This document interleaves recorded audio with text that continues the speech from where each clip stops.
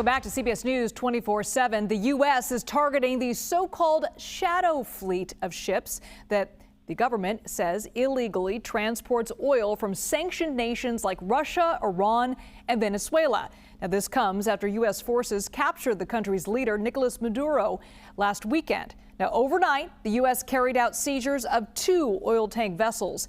The Marinera, which was formerly known as the Bella 1, that one was captured in the North Atlantic. The Sophia was captured in the Caribbean.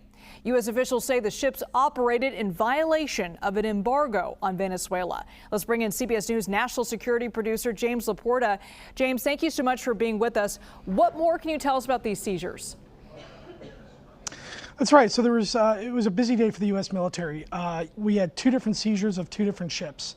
One was the Bella 1, which we really have to go back a month. The Coast Guard had been chasing them as the ship was trying to port into Venezuela to pick up more oil, but wasn't able to do so, and the ship essentially evaded out of the area. On Monday, CBS News was first to report that the military was planning to take that ship, and today they did. We have since learned that it was, in particular, the Navy SEALs working with their Special Operations Aviation Regiment that took over the Bella 1. And that was done in what is called U.S. European Command. Separately from that, in U.S. Southern Command, the Sophia was captured as well. And James, why is blocking Venezuelan oil exports so important to the U.S. right now? That's a great question. So oil in Venezuela is a meaningful and profoundly important in terms of their source of power and how they leverage their influence.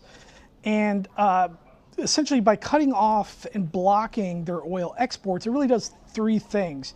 It cuts off their cash flow, which is what they use to pay loyalists and maintain internal control. It also disrupts this sort of shadow fleet that provides oil to Iran and to Russia. And third, it creates negotiating pressure.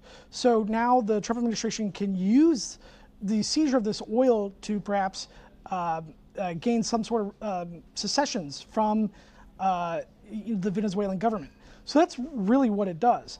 The main question that I've been wondering today is, these ships have all been sort of flagged under Russia.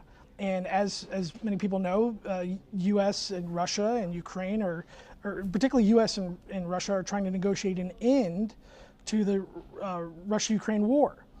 And Russia, has since released a statement today saying that the U.S. was, not allowed to seize these ships. However, in the law of the sea, there are carve-outs for taking ships, and some of those carve-outs is, if a ship is sanctioned, that those ships can be interdicted.